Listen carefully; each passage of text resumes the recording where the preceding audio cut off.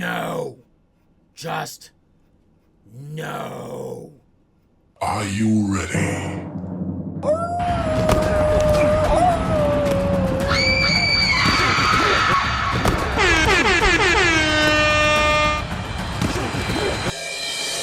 I'm just Jim.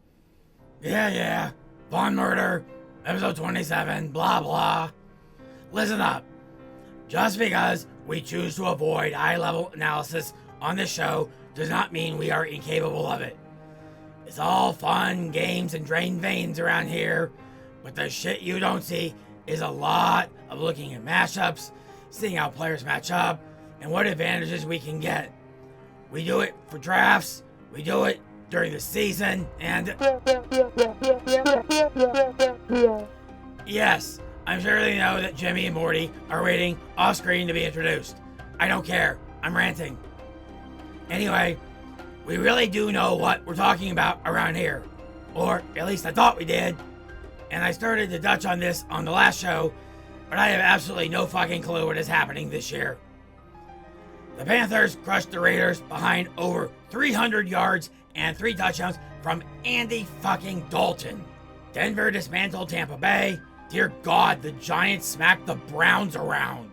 Yes, the Niners were missing Devo and Kittle and CMC, but the Rams, who are a much worse team, who are missing Cooper Kupp and Puka Nacua, still beat the Niners. The whole thing is just so fucking ridiculous. I just can't take it anymore. The Panthers, the Broncos, the Giants, the Mets, Coyotes, Kings, Savannah Bananas.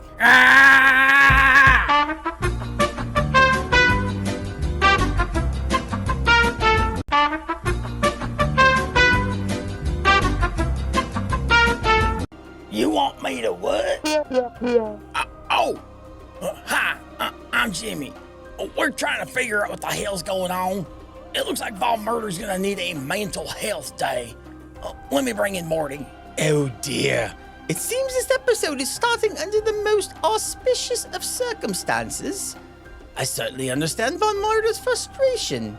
It thus far has been quite the difficult start to the season as far as predictions go.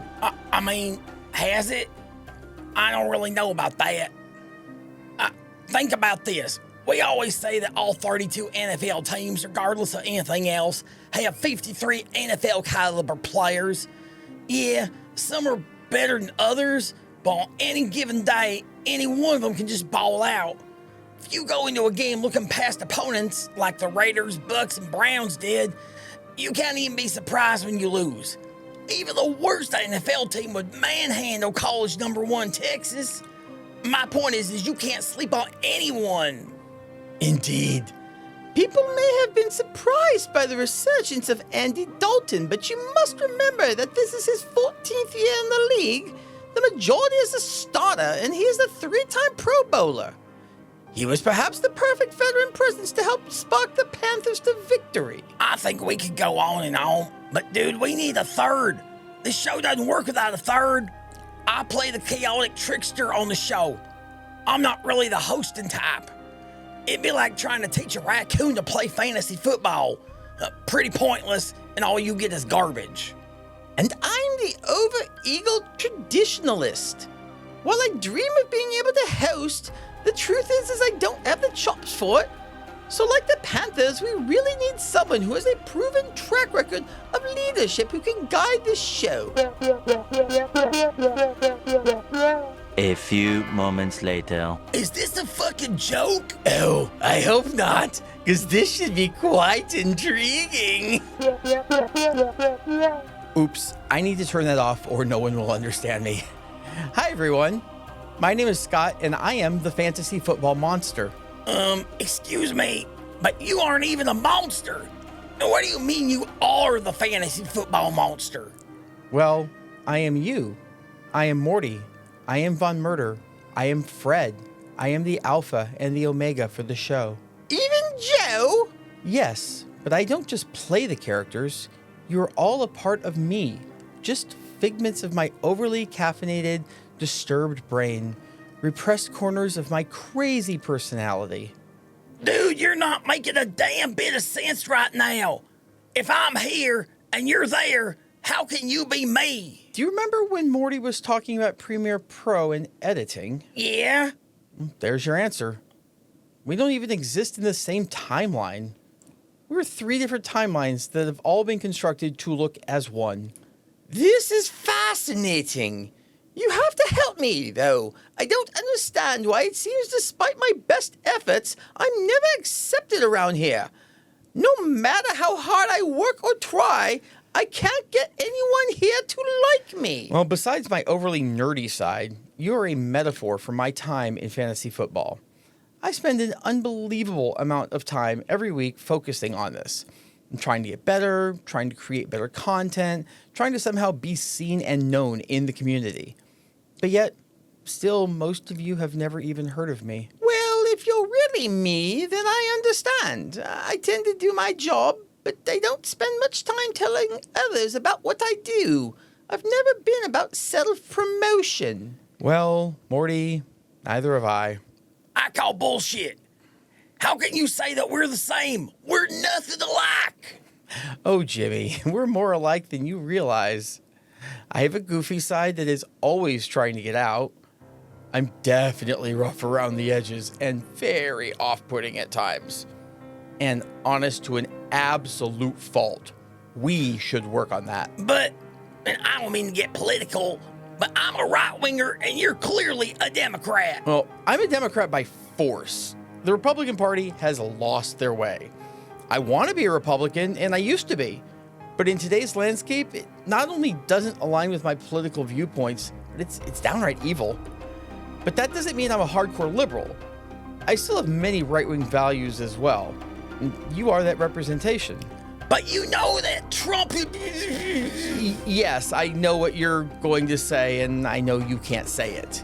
Because there is no part of me that thinks that Trump had any election stolen, and no part of me that thinks there is anything redeeming about another Trump presidency. But there is a reason we don't talk politics on a fantasy football show. Leave that crap at the door.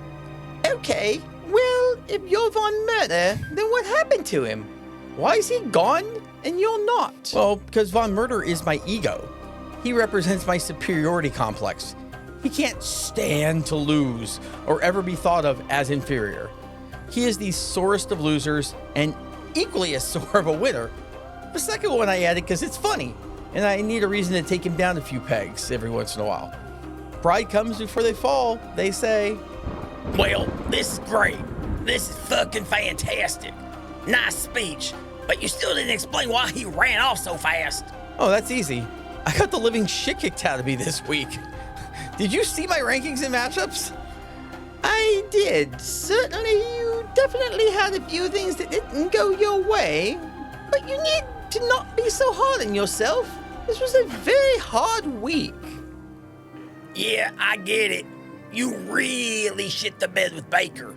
I mean, really. Your number 1 QB finished 27th.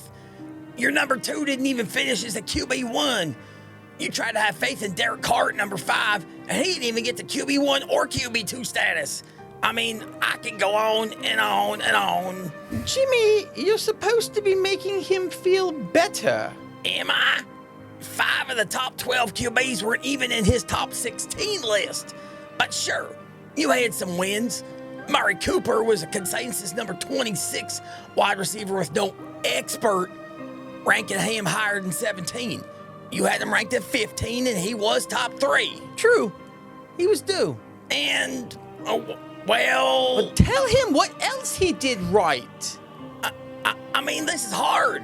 Honestly, these rankings ended up being a fucking mess. Anyone he really stuck his neck out for just got murdered. Well, what about the fantasy scores? Well, that's super fucking weird. Everything in MFL was great. I even got within a third of a point of a win in the Dynasty League, which even being that close was a complete shock.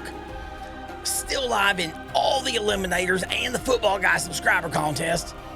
But the leagues that we care most about were the sleeper leagues, and there were so many losses. It's insane how bad it was. Listen, I get feeling like you'd want to run away. I'd probably want to too. Not not exactly the greatest pep talk you could have given there, Jimmy. But he's right, Morty. I mean, I said he was my honest side, and he is. We sucked. I'm not going to act like we learned anything. 2 of the top 5 wide receivers, including number 1, were outside the consensus top 30. 2 of the top 11 were outside the consensus top 90. What are you supposed to learn from that? That coaches can play whomever they want and they have no problem mixing it up? Jimmy hit the nail on the head when he said, you can't sleep on anyone.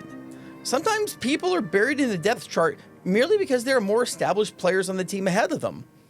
But when CMC and Kittle and Debo were all out, it gives Juwan Jennings a chance to show that he's NFL caliber too. Well, except Skylar Thompson. Yeah, what the fuck was Miami thinking keeping him over Mike White? And why have they not brought in Tannehill yet? That feels like a complete no-brainer. Mike McDaniel, you're the quirky coach. No one's going to think less of you for going and getting the established veteran that could keep your team going while Tua is out. Don't completely throw away the season. But don't you think that Skylar has put in the time and effort and deserves the opportunity to steer the Dolphins to whatever result they might get? Shut up, Morty. Hell no. If Carolina can bench Bryce Young 2 games in for Andy Dalton, they can do whatever the fuck they want with Skylar. Besides, he didn't even make it the whole game, so who even knows who Miami's going to have at QB now? I guess all of this really is the moral of today's show. Guys, we play fantasy football. We are trying to predict what 32 guys will get 1,696 other guys to do on any given week, and whether or not they'll be successful with it. Just because you figured they would finally get Mark Andrews going in Baltimore, and they didn't, doesn't mean you suck. Or that you tried to ride a hot hand in Baker or Dick, only for it to go ice cold, doesn't mean you don't know what you're doing. Or that you didn't see Juwan Jennings coming means you're bad at fantasy football. You're probably bad for a lot of other reasons too. It's real easy for you to get down on yourself, especially when some motherfucker changes their names to Scott's stepdad after someone else already changed theirs to Scott's dad, and you're 0-3 in that league, and you can't give those assholes any comeuppance. Just stop, breathe, see what, if anything, you can learn, and then understand that these things just happen. Just keep pressing forward and try to figure out what you've seen is an anomaly and what is a trend. And hey, this is a game. Games are supposed to be fun. If you're not having fun, take a step back. Maybe go for a run or something. Sometimes you're gonna guess wrong, and sometimes you're just gonna make bad decisions. Learn and make better ones in the future. Speaking of decisions, don't expect to see more of me like this. I'm kind of better behind the curtain. You mean like the decisions you made that tanked your stock account value? You rotting sack of shit. You shut the fuck up or I'll show you my fucking Von Murder side, you fucking whore. I swear to God, sometimes you just try to be the voice of reason and some inner voice moron comes along and has to throw all sorts of